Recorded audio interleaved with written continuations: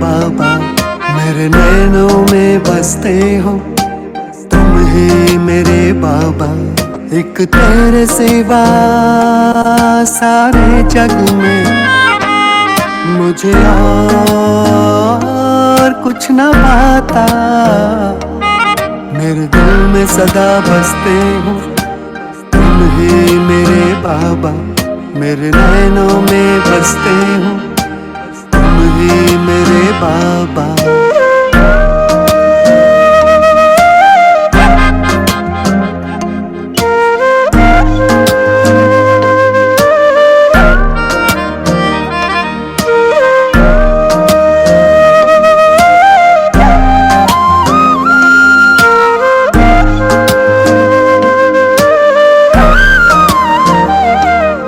मेरे ख्वाबों ख्यालों में एक तुम ही रहते।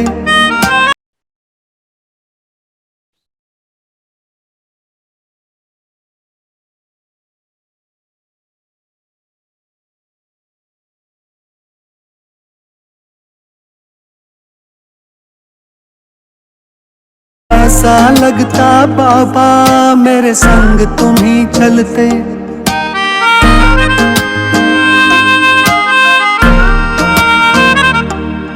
मेरे ख्वाबों ख्यालों में एक तुम ही रहते। मुझे ऐसा लगता बाबा मेरे संग तुम ही चलते। तेरी याद का मीठा झोंका ये एहसास दे जाता। मेरे दिल में सदा बसते हो तुम ही मेरे बाबा, मेरे नैनों में बसते हो तुम ही मेरे बाबा।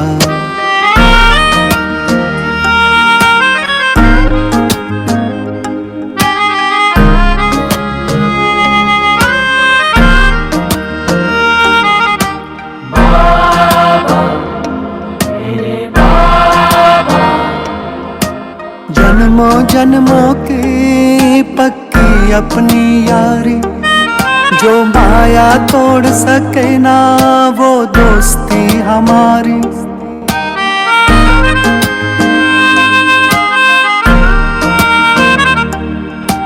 जन्मों जन्मों की पक्की अपनी यारी, जो माया तोड़ सके ना वो दोस्ती हमारी। किसी और से ना अपना रिश्ता ना ही कोई नाता। मेरे दिल में सदा बसते हो तुम ही मेरे बाबा, मेरे नैनों में बसते हो तुम ही मेरे बाबा।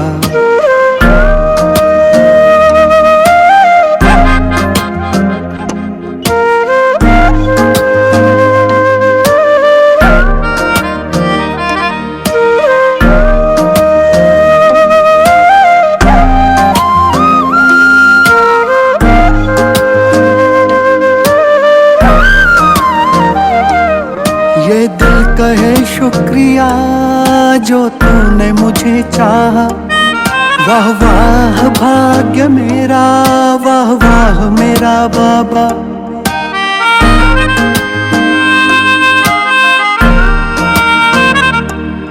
ये दिल कहे शुक्रिया जो तूने मुझे चाहा। वाह वाह भाग्य मेरा, वाह वाह मेरा बाबा। तुम ही मेरे स्वामी सखा, तुम ही पितु माता। मेरे दिल में सदा बसते हो तुम ही मेरे बाबा, मेरे नैनों में बसते हो तुम ही मेरे बाबा। बाबा मेरे बाबा, बाबा मेरे बाबा।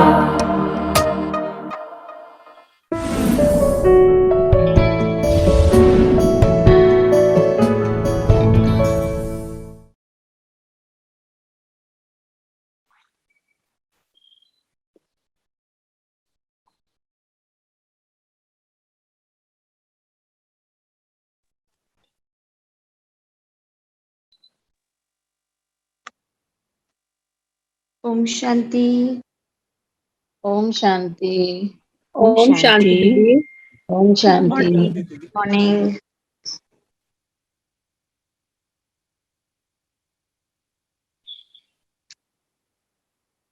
तो आज हम आज की मुरली को रिवाइज करेंगे कि आज बाबा ने क्या कहा। कोई अपने अपने पॉइंट सुनाएंगे, क्या क्या कहा बाबा ने।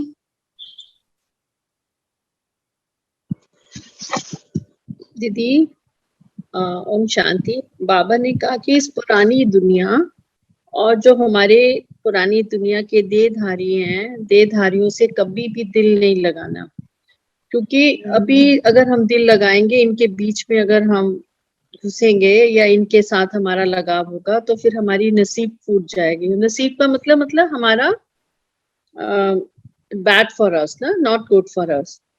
हमारा जो तकदीर है वो फूट जाएगी या नसीब फूट जाएगी। और अभी ये नाटक भी खत्म होने वाला है। Sangam Yug is also is going to be end now. और इसलिए सभी आत्माओं को यहाँ एक जो ये लिखा है कि सभी आत्माओं को यहाँ हाजिर होना ही होगा। सभी धर्मों की आत्माएं अभी यहाँ हाजिर होंगी, क्योंकि सर्व का बाप यहाँ हाजिर हुआ है। सबको बाप के आगे सलामी भरने आना ही है। ये थोड़ा एक्सप्लेन कर दो। जी जी जी। माना क्या है, बाबा ने ये कहा कि हर धर्म की आत्माएं बाबा के पास आएंगी, और स्पेशली जो हर रिलीजन्स के फाउंडर हैं, जो भी स्थापना करके गए हैं, तो हर एक बाबा से मिलने जरूर आएंगे। जब बाबा पहले मधुबन में आते थे, शांतिवन डायमंड हॉल में, तो हर धर्म के वो सोल वो बाबा से मिलने आई है ना। और अभी पता है क्या कि हर एक को ये बाबा का संदेश मिल रहा है, हर एक ये जानेंगे ना। हम सब ने तो प्रॉपर कोर्स किया ना, हमने आत्मा, परमात्मा, सृष्टि चक्र, सीढ़ी, एक एक चीज हमने कोर्स में सीखी। मगर हमने अगर बहुत ध्यान से हम जो मुरली सुनते हैं तो बाबा ये भी कहते हैं ना कि साइंस के साधन सेवा के साधन बनेंगे। जो ये मीडिया है, अखबारों में बाबा का संदेश जाएगा कि बाबा आया है, तो उसमें कैसे जाएगा? उसमें सृष्टि चक्र नहीं आएगा, उसमें सीढ़ी नहीं आएंगी, उसमें सिर्फ ये आएगा कि भगवान को याद करने से क्या फायदा हो रहा है ना, कि भगवान है कौन। तो जैसे वो कैसे आएगा कि कोई ऐसे वीआईपी हैं जो हमारे 7 डेज कोर्स करेंगे, उनको कुछ अनुभूति होगी तो किसी प्रोग्राम में आएंगे और वो यही बात कहेंगे कि यहाँ के राजयोग मेडिटेशन से मुझे ये फायदा हुआ, राजयोग का मेडिटेशन से ये होता है, राइट। तो उससे क्या होगा कि हर एक तक वो संदेश गया। अब वो जो दुनिया की जो आत्माएं हैं, वो हर एक को जब ये मैसेज पहुंचेगा ना, तो वो फिजिकली भले नहीं आ पाएंगे, मैं हर एक कोई फोन करेगा। ये मीडिया क्यों बनी, मीडिया की सेवा क्यों बनी? हर एक कोई फोन करेगा, हमने सुना हम भी ये ज्वाइन करना चाहते हैं, हम कैसे ज्वाइन करें? तो सारी विश्व की आत्माएं आएंगी। और फिर लास्ट में जो जो हमारे सेंटर्स बने हैं, या जो जो हम बाबा के बच्चों के घर हैं, जो घरों में रहते हैं, तो वो इस प्रकार से इतने पावरफुल हो जाएंगे कि उनके आस पड़ोस की आत्माएं सबकी सब उनके पास आएंगी वो लेने के लिए कि जो इनके पास है वो हमें चाहिए जी, है ना। तो ये है, जैसे आज भी बाबा ने कहा ना कि कभी भी मन मत मिक्स नहीं करना, कि जो बाबा की श्रीमत होती है ना, उसी प्योर श्रीमत पे चलना, उसमें अपनी मनमत कभी मिक्स नहीं करना। हम जब कभी अपनी मनमत मिक्स कर देते हैं तो उससे क्या होता है कि वो जो श्रीमत होती है वो इतनी पावरफुल होती है कि उसको फॉलो करने से हमको जो रिजल्ट मिलता वो इतना नहीं मिलता। जैसे कि अगर आप दूध पी रहे हैं, अगर उसमें आपने पानी को मिक्स कर दिया तो वो मिक्स वाला दूध पीने से आपको इतना कैल्शियम नहीं मिलेगा, इतनी ताकत नहीं मिलेगी जितना प्योर पीने से मिलेगा। डिल्यूट हो जाएगी ना दीदी। हाँ, इसलिए हमको जो बाबा की श्रीमत है, मुरली में है, उसी को ही फॉलो करना है। और फिर बाबा ने कहा कि जो हमको बाबा के बच्चे हैं कौन सी उम्मीदें नहीं रखनी ना। हम जैसे कहते हैं ये ना भक्ति हो गया कि बाबा बीमारी ठीक कर दो, कुछ कृपा कर दो, राइट। कोई बिजनेस में लॉस हो गया, इसको ठीक कर दो, ये तो मांगने की बात हो गई। अभी तो भक्ति में हम मांगते थे, अभी ज्ञान में क्या है, बाबा हमको इतना पावरफुल, इतना लायक बनाता है कि जो हमारे जीवन में कोई बड़ी सी बड़ी परिस्थिति आ जाए, हम उसका सामना कर सके, और जब सामना करेंगे फिर हम उसके सल्यूशन पे जा सके। अब हमको ये जो परिस्थिति आ गई ना, ठीक है, इसको हमने फेस किया, अब हम क्या कर सकते हैं, तो हमारा जो पूरा चिंतन है फिर उस डायरेक्शन पर जाए, ना कि अब ऐसा हो गया फिर बाबा के पास बैठ जाए, बाबा ऐसा हो गया अब ये कर दो वो कर दो, नहीं। वो तो भक्ति में थे ना, हम हैंडीकैप्ड जो भगवान से मांग रहे हैं। बाबा ने कहा मैं तुमको इतना लायक बनाता हूँ कि तुम अपनी परिस्थितियों का सामना करके उसका हल निकाल सकते, और अपनी भी नहीं, विश्व की आत्माओं का भी, आपके जो भी संबंध संपर्क में उनका भी आप कर सकते हो, है ना। तो ये बाबा बताते हैं। फिर आगे बाबा ने एक बात बताई, जो आज बाबा ने अपनी वो बताई कि मैं इस शरीर का मालिक नहीं हूँ जो ब्रह्मा के तन में आता है, मैं क्रिएटर, डायरेक्टर, एक्टर हूँ, मैं ब्रह्मांड का मालिक हूँ, राइट। तो बाबा कहते हैं कि शिव बाबा एवर दीदी एक क्वेश्चन पूछ सकते हो? हाँ जी पूछिए। वैसे कहते हैं ना, जैसे कोई भी परिस्थिति हो बाबा को बुला लो, वो अपने आप आगे से आगे ठीक हो जाएगी, उसको तो मांगना नहीं कह सकते ना। जैसे किसी चीज की घबराहट है, किसी चीज की घबराहट है तो हाँ, वो बाबा कहते हैं कि कोई भी परिस्थिति तो मुझको साथ में बुला लो, कि हमने क्या कि हमने हक से बुलाया ना, हाँ, कि बाबा आओ अब चलो हम दोनों मिलकर के सामना करते हैं, चाहे तो छोटी सी परिस्थिति हो हमारे लिए। हाँ, बाबा के लिए तो छोटी सी परिस्थिति, हमारे लिए वो ही छोटी सी परिस्थिति बहुत बड़ी हो सकती है, तो हमें उसी में घबराहट हो सकती है, तो हमें बुलाने में तो कोई हर्ज नहीं है ना। नहीं, कोई हर्ज नहीं, हम बुला सकते, वो हक से बुला सकते हैं। हम बाबा को ये नहीं कह रहे कि आके सॉल्व करो, हमने कहा बाबा आओ चलो अब मेरे साथ, आप मेरे साथ रहो, ठीक है ना। कोई एक बच्चा होता है, उसके एग्जाम्स हैं, है ना। अब हम लोग जब छोटे थे तो हमारा सबसे बड़ा चैलेंज था कि 10th के बोर्ड्स, छोटे से सुनते रहते कि हमारे बोर्ड्स होंगे, राइट। तो मम्मी का क्या रहता कि कोई घबराने की जरूरत नहीं है, I am with you, right. तो मम्मा ये कहती थी, तो अभी भी ये कहिए परिस्थिति एग्जाम से ना हमारे, तो पापा भी कहते हैं कि आप मुझे याद करोगे, रखोगे तो आई एम विद यू, है ना। ये बाबा हमें बताते हैं। फिर बाबा ने कहा कि हमारे को ये बहुत अच्छे से समझना है कि ये हमारा लास्ट जन्म है इस सृष्टि चक्र का। फिर नेक्स्ट हमारा जब सतयुग में होगा तो नया सृष्टि चक्र स्टार्ट हो जाएगा फिर से। जब हम इस बात को बहुत अच्छे से डीपली अंडरस्टैंड कर लेंगे कि ये हमारा लास्ट जन्म है, जब हमारे पास कोई लास्ट अपॉर्चुनिटी है, लास्ट जन्म है कि अपना सेल्फ ट्रांसफॉर्मेशन करने के लिए हमारे पास यही लास्ट जन्म है। हम सोचे अरे अभी तो ऐसा चलने दो, देख लेंगे बाद में, कर लेंगे अपना ट्रांसफॉर्मेशन, नहीं, आगे हमको ट्रांसफॉर्मेशन करने का मौका ही नहीं मिलने वाला। ये हमारा लास्ट बर्थ है, इसी में हमें जो करना है इसी बर्थ में करना है, आगे का हमें कुछ वो ही नहीं, राइट। जैसे कि बोर्ड एग्जाम मार्च में है, तो February is the last month for the preparation. बच्चा बोले कि हाँ मैं अप्रैल में प्रिपेयर कर लूंगा, तो फायदा तो है नहीं। बोर्ड मार्च में ही होने, अप्रैल में प्रिपेयर करके आपको कोई बेनिफिट नहीं। तो अभी इस संगम पर ही हमको अपना ट्रांसफॉर्मेशन करना है, उसके बाद फायदा ही नहीं। अभी तो फिर एंड में फिर जितना ट्रांसफॉर्मेशन हुआ होगा उसी हिसाब से फिर हम चले जाएंगे। अभी हमको अपना कंप्लीट ट्रांसफॉर्मेशन करना है, बिल्कुल तमो प्रधान से सतो प्रधान। अभी हम मुझ आत्मा में कोई गुणों में हम कंप्लीट नहीं है, और यहाँ से हमारी जर्नी स्टार्ट होकर हमको सतो प्रधान बनना है, माना 7 क्वालिटीज में कंप्लीट बनना है ना? तो ये बाबा कहते हैं।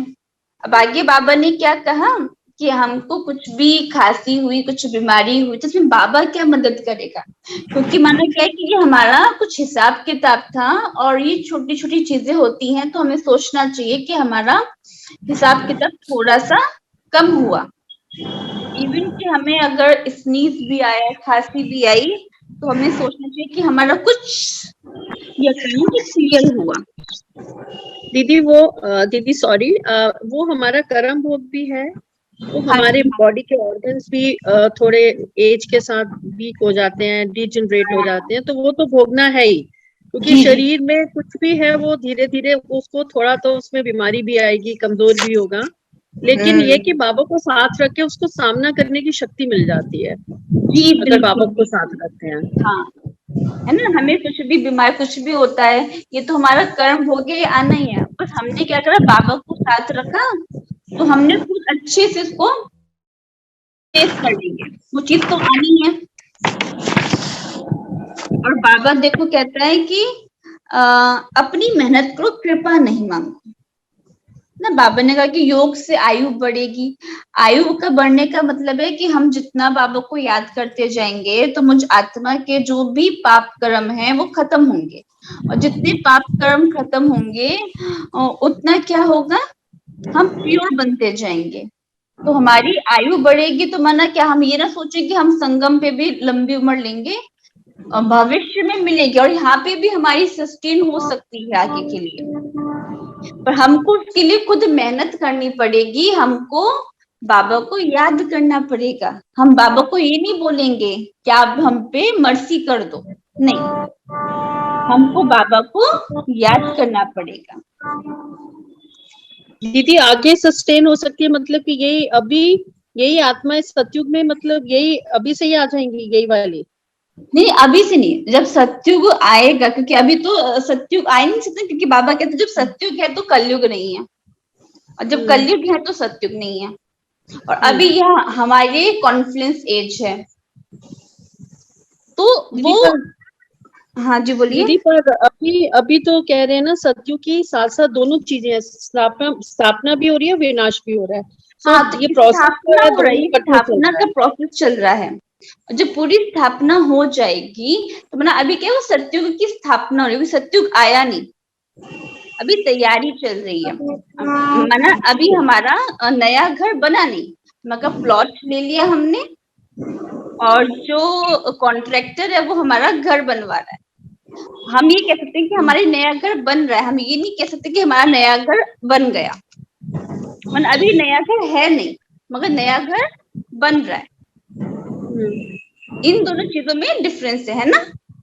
जी दीदी, तो इसका मतलब सारी आत्माएं, सभी आत्माओं को परम धाम जाना ही जाना है, मतलब एक बार शांति धाम जाएंगे। हाँ जी जी, क्योंकि बाबा कहते हैं कि हम लोग सतयुग में आएंगे वाया शांति धाम, सुख धाम आना है वाया शांति धाम, ना? ये बाबा ने कहा है ना। जी दीदी। और फिर अभी बाबा कहते हैं कि देखो क्या है ना, हमको सबकी सेवा करनी है, तो उसमें सबसे पहले हमको बाबा का परिचय देना है ना, कि आप कौन है, कि हमको, कि मैं कौन हूँ, खुद का परिचय, हु एम आई, और भगवान कौन है। हम भगवान खुद को भूले, भगवान को भूले ना, तो बाबा का परिचय देना है ना। तो जितना हम, जब, क्योंकि हर एक को पता तो चलना चाहिए ना कि भगवान कौन है, वो हमारे पिता हैं, फिर बाद में वही हमें कहेंगे तुमने तो हमें बताया नहीं, राइट? तो वो हमको उनका परिचय देना है, और ऐसे नहीं करना कि हाँ शिव बाबा शिव बाबा शिव बाबा शिव शिव शिव शिव, ऐसे नहीं करना। हमको चैंटिंग नहीं करनी, है ना। ये हमको अब बुद्धि की यात्रा है, बुद्धि से बाबा को याद करना है। और बाबा ने क्या कहा कि चार्ट भी रखना है, डेली अपना अपना डेली देखना है कि आज हमने बाबा को कितना याद करा, आज हमने कितनी सेवा करी, आज क्या करा, तो पूरा दिन का चार्ट भी रखना है। और जब हम चार्ट रखते हैं ना तो हमको एक आइडिया होता है, अच्छा हमने कल इतना किया था, आज हमारा कम हो गया। अगले थर्ड डे हम अपने को अटेंशन देंगे कि अभी कम नहीं होना चाहिए, अभी हमको पहले से आगे बढ़ाना है अपना चार्ट, वो ग्राफ की लाइन ऊपर जानी चाहिए। तो इसलिए बाबा कहते हैं चार्ट लिखना बहुत जरूरी है। और देखो बाबा आज ने क्या कहा कि कम से कम 8 घंटा याद करना। तो ये पहले भी बताया है कि 8 घंटा याद करने का है, कि ये नहीं कि हम 8 घंटा एकदम एक जगह बैठ करके बाबा को याद करें, नहीं, क्योंकि हमारा हठ योग नहीं है, हमारा है सहज योग। तो सहज योग में माना कि बहुत कंफर्टेबल जोन में हम कुछ भी काम करते हुए हमारा जो लाइन है वो बाबा से कनेक्टेड रहे, हमारी जो इंटेलेक्ट है वो बाबा से कनेक्टेड रहे, बाबा हमारी स्मृति में रहे। कोई भी कर्म कर रहे हैं मगर हमारी कोई कौन याद है, बाबा याद है, राइट। हम कुछ खाना बना रहे हैं तो खाना बनाते बनाते आपको याद है ना, कि आप किसी बच्चे के लिए खाना बना रहे हो तो आपको याद है अपना बच्चा, आपकी इंटेलेक्ट उनसे कनेक्टेड है। ऐसे ही आप कुछ भी काम कर रहे हो, आपको कौन याद रहे, बाबा याद रहे, आपकी इंटेलेक्ट बाबा से कनेक्टेड रहे, है ना। तो ये बाबा ने कहा, तो उससे क्या होगा, 8 घंटे ऑटोमेटिक हो जाएगा। हम कुछ भी काम कर रहे हैं, अगर हम कहीं ट्रेवल भी कर रहे हैं या वॉकिंग भी कर रहे हैं, है ना, कुछ भी कर रहे हैं, हमने मुरली सुनी, वो एकदम बाबा के याद में अच्छे से सुनी, हम उसका अच्छा सा अपना रिवीजन कर रहे हैं, तो वो सब हमारे ना ऐड होता चला जाएगा।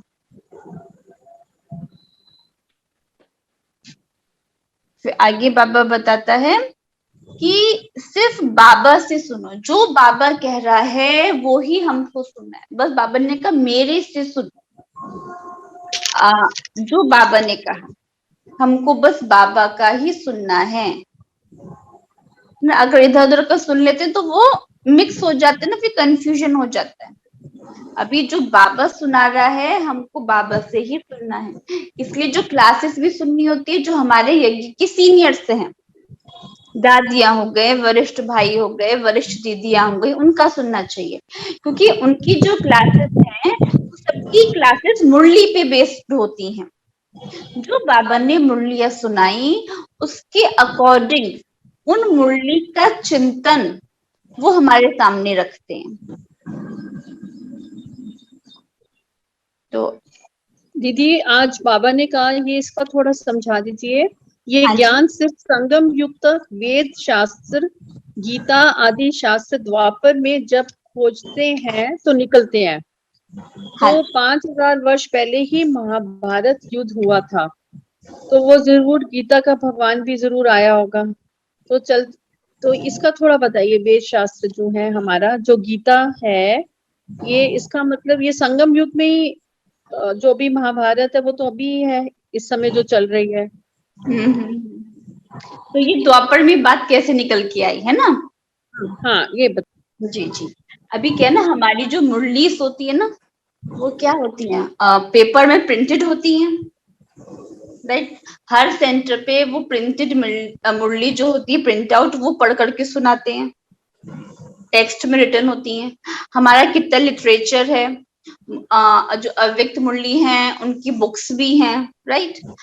जब विनाश होगा, माना जब वो सृष्टि का ट्रांसफॉर्मेशन होगा तो हमारी ये सब मुरलियां, ये सब कुछ सब क्या होगा, ट्रांसफॉर्मेशन होगा, तो ये सब वो सब धरती के अंदर चला जाएगा, राइट।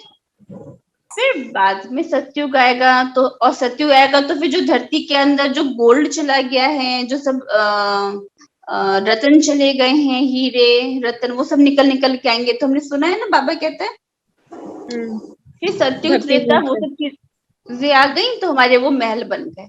और फिर जब वो कहते हैं कि देवी देवता वाम मार्ग में गए, माना कि जब वो बॉडी कॉन्शियस में आए, तो कहते हैं कि त्रेता के लास्ट में वो जो धरती थी वो सहन नहीं कर पाई, कितने प्योर देवी देवता थे, और वो वाम मार्ग में चले गए, है ना। तो हल्का सा एक भूकंप टाइप आता है। तो फिर जो सतयुग त्रेता में जो वो गोल्ड के महल जो सब होते हैं वो सब धरती के नीचे चले जाते हैं, जिसके लिए कहा जाता है कि सोने की द्वारिका समुद्र के नीचे चली गई। तो वो एक यादगार की वो बात बनाती। तो त्रेता के एंड में वो सब अंदर चला गया, और माना कहते हैं कि वो सृष्टि ना टिल्ट हो जाती है, फिर अर्थ टिल्ट हो जाती है।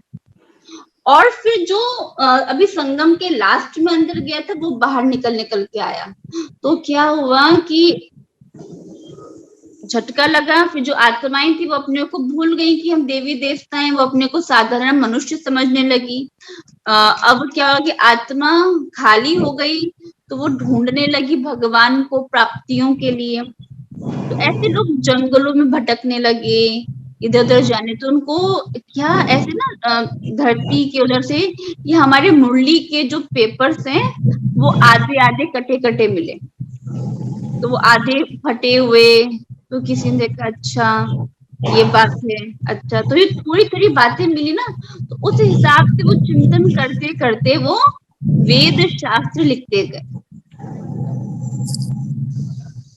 ये दीदी पॉइंट जो सतयुग में, हाँ दीदी ये क्लियर हो गया। तो सतयुग में भी ये जो हीरे जवाहरात हैं, जो सोना होगा, जो उसके महल बनेंगे, तो वो भी तो धरती से ही निकल कर आएगा ना, खोदेंगे और मिलेगा उनको। हाँ, वो भी वापस कहते हैं कि संगम पे जब ये पूरा ट्रांसफॉर्मेशन होगा, अभी इतना तापमान टेम्परेचर बढ़ जाएगा, कहते हैं कि हमारा ग्लेशियर भी पिघल रहा है, इतना सब कुछ होगा।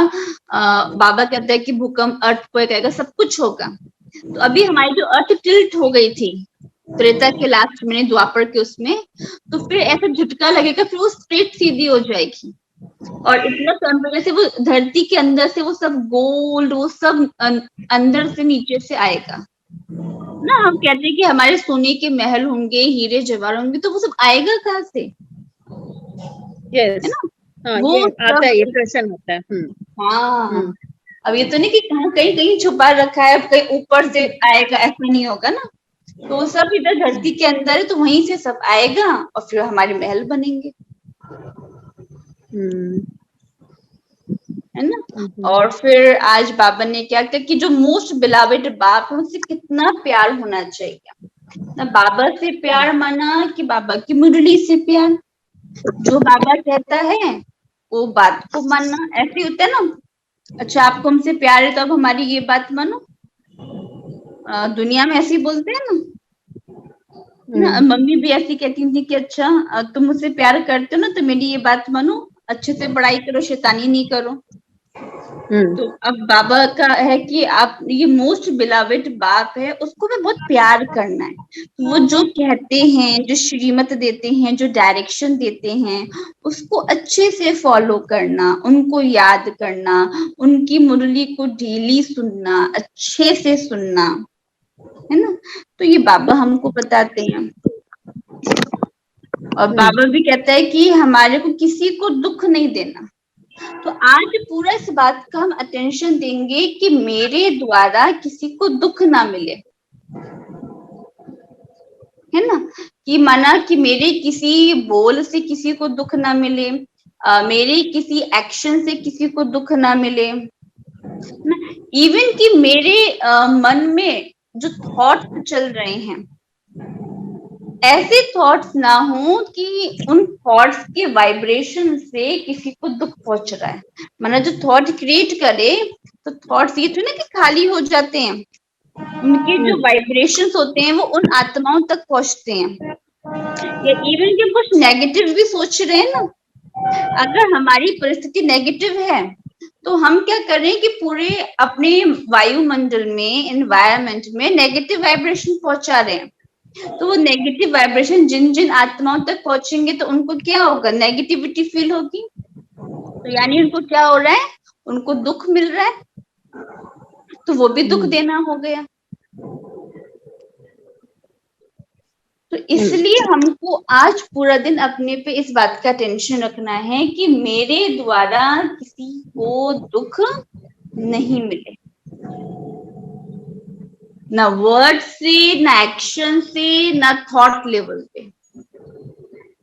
तो ये हम होमवर्क करेंगे, जी है ना। और बाबा की समान बिल्कुल निरअहंकारी, ईगोलेस बनना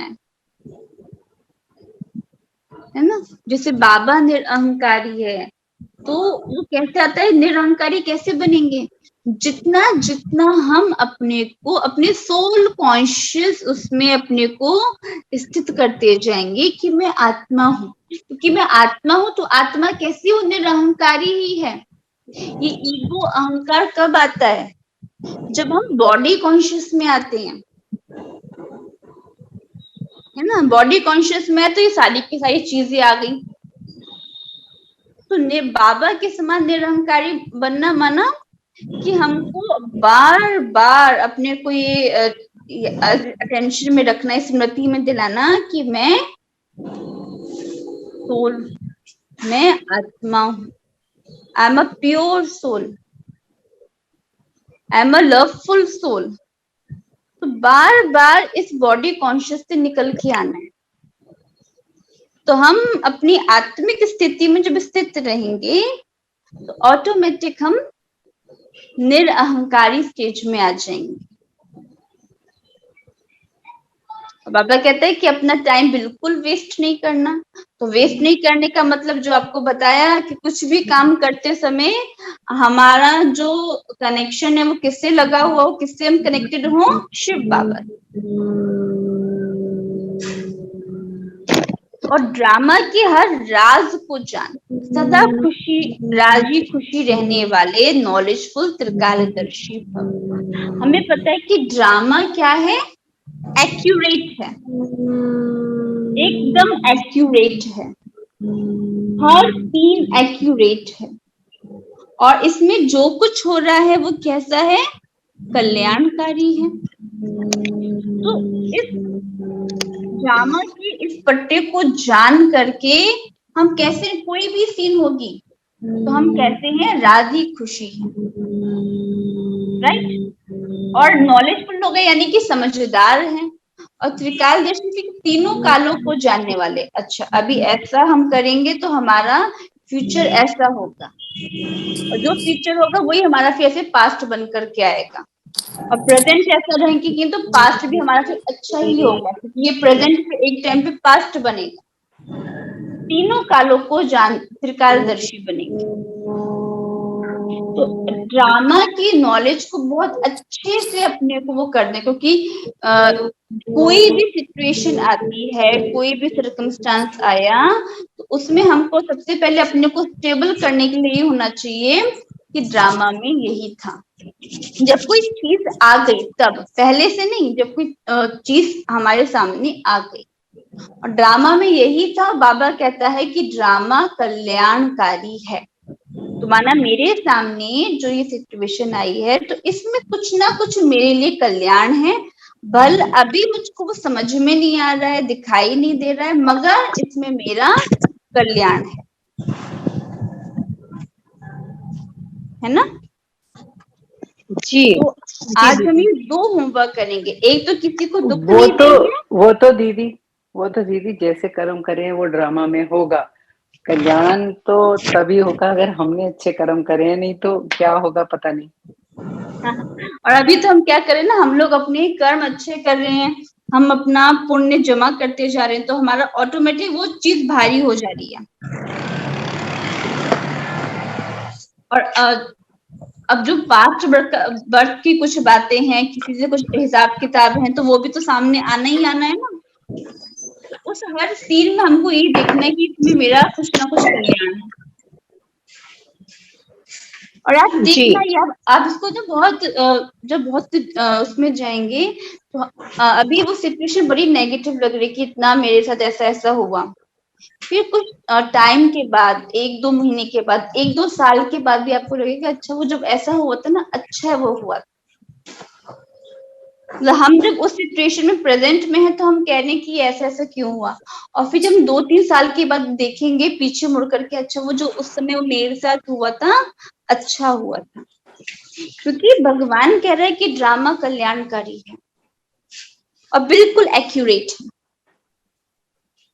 तो इसको हम बहुत अच्छे से, और इसको बहुत समझने के लिए, इसको करने के लिए हमारे अंदर योग बल होना चाहिए। तो जितना मैं बाबा को याद करूंगी उतने मेरे अंदर वो बल आता जाएगा। दीदी आज मुरली में था एक थोड़ा सा शंकर का पाठ बताना कि ब्रह्मा विष्णु शंकर, ये मतलब जो बाबा है वो तो मालूम है कि ब्रह्मा से ही वो ब्रह्मा बाबा जो तो व्यक्त से अव्यक्त बनते थे, तो तभी फिर वो सतयुग में कृष्ण बनते हैं, और फिर उसके बाद वो जब उनका स्वयंवर होता है तो वो नारायण और लक्ष्मी का जो दोनों का जॉइंट स्वरूप है वो विष्णु बन जाता है। पर शंकर का लिखा है ना आज मुरली में कि वो सूक्ष्म वतन का वासी वहीं तक है, उसका कोई रोल यहाँ पे नहीं है। हाँ, उसका पार्ट सूक्ष्म वतन तक है। हाँ, एक्चुअली शंकर क्या है कि सिंबॉलिक फॉर्म है। हम सब जो भी ब्राह्मण सोल्स हैं उनका सिंबॉलिक फॉर्म है। अभी हम ब्राह्मण क्या कर रहे हैं, हम तपस्या कर रहे हैं ना, हम बाबा को याद कर रहे हैं, हम अपना ट्रांसफॉर्मेशन कर रहे हैं। तो कहते हैं कि शंकर का तीसरा नेत्र खुलता है, राइट? मना भी हम जब बाबा को याद कर रहे हैं तो हमारा वो ज्ञान का तीसरा नेत्र खुलता है। तो वो हम सबका ही सिंबॉलिक फॉर्म है बस, और वो बस हमारा सटल वर्ल्ड में है, यहाँ पर उसका कोई रोल नहीं है ना। एक वो सिंबॉलिक फॉर्म, जैसे विष्णु का भी, विष्णु भी क्या एक सिंबॉलिक फॉर्म है ना, लक्ष्मी नारायण का, ऐसे ही शंकर भी सिंबॉलिक फॉर्म है। तो वो बस वहीं पर है सूक्ष्म लोक में बस।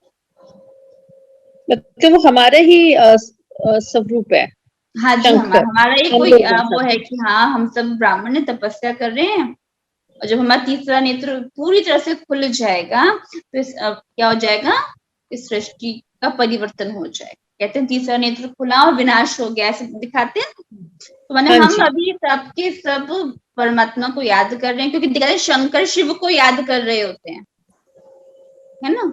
तो हम अभी शिव को याद कर रहे हैं, और हमारा जब ये नॉलेज का जो थर्ड आई है हमारी, जो पूरी तरह खुल जाएगी तो क्या हो जाएगा, सृष्टि का परिवर्तन हो जाएगा। और किसी को कोई डाउट आज की मुरली से?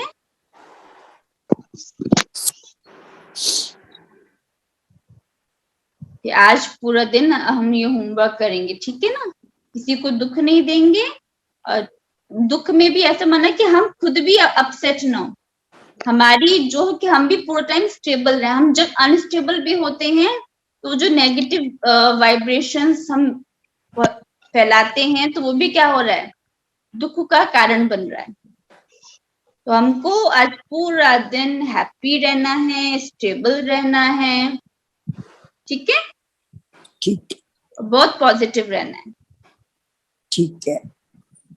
और दूसरा ड्रामा की नॉलेज, बार बार ये याद रखना है कि ड्रामा एक्यूरेट है और ड्रामा कल्याणकारी है, ठीक। और कोई किसी को डाउट, क्वेश्चन?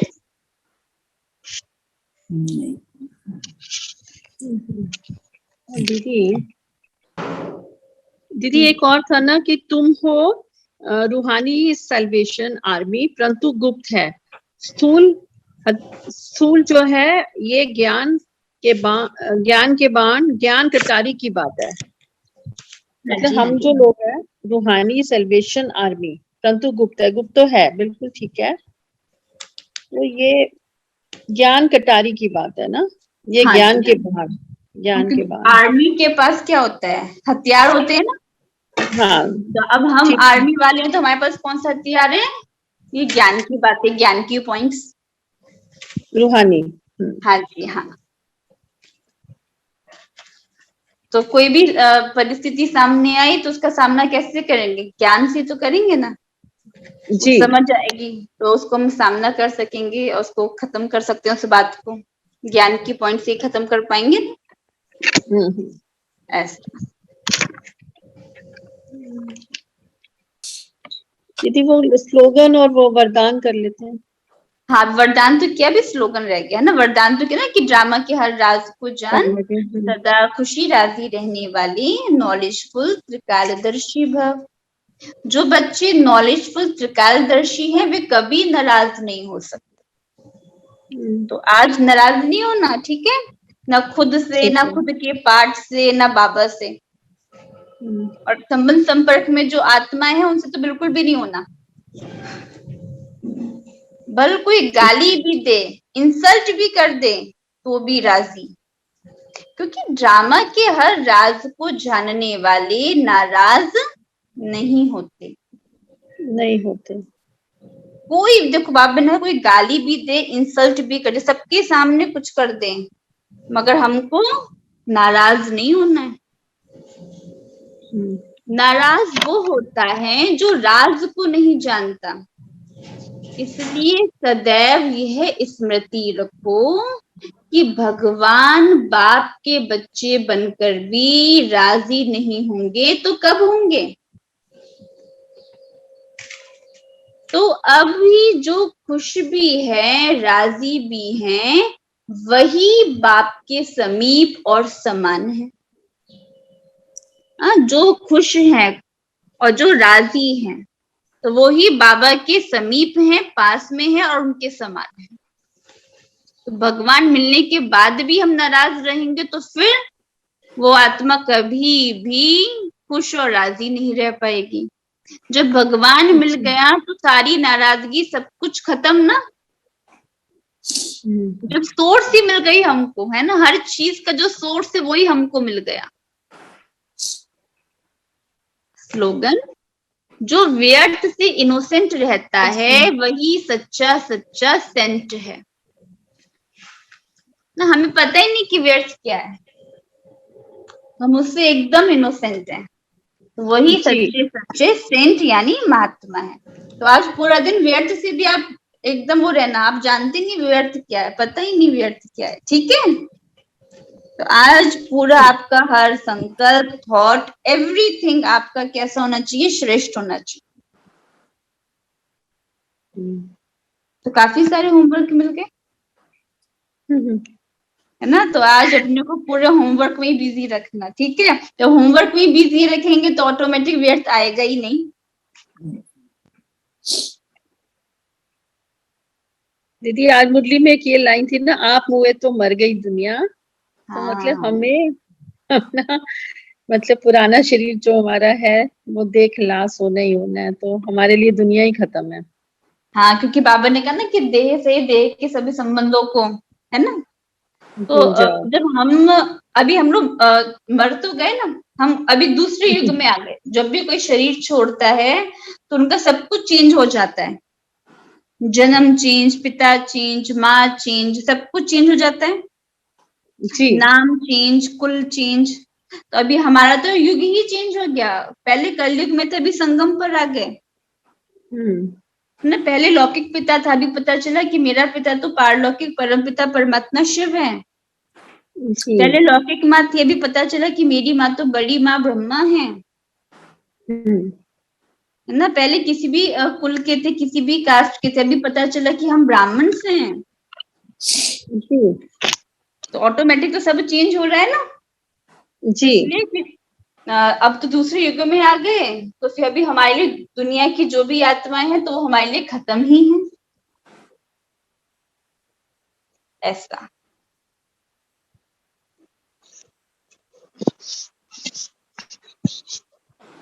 और कोई किसी को डाउट, क्वेश्चन?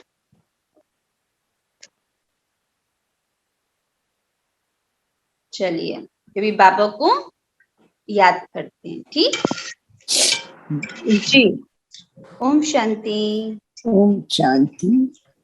ओम शांति दीदी।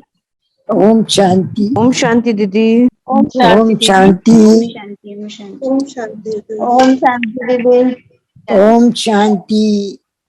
ओम शांति। अभी 3 मिनट बाबा को याद कर। ठीक है दीदी।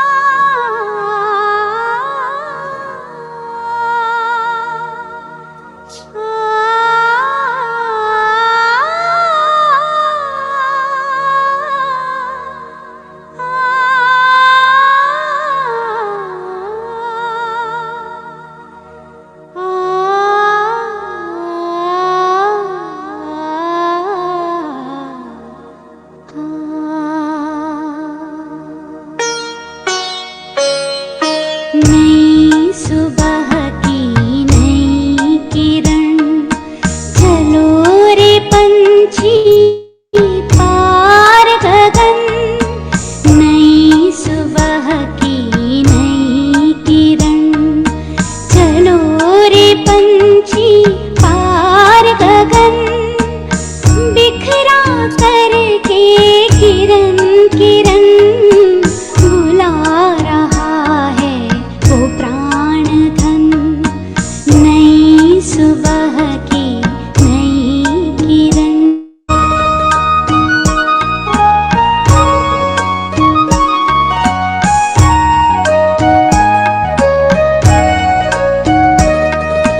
नहीं देह ना देह का भान, ना तो दुनिया का है ध्यान, ना तो दुनिया का है ध्यान। आए प्रभु में खो जाए, हो जाए हम एक समान।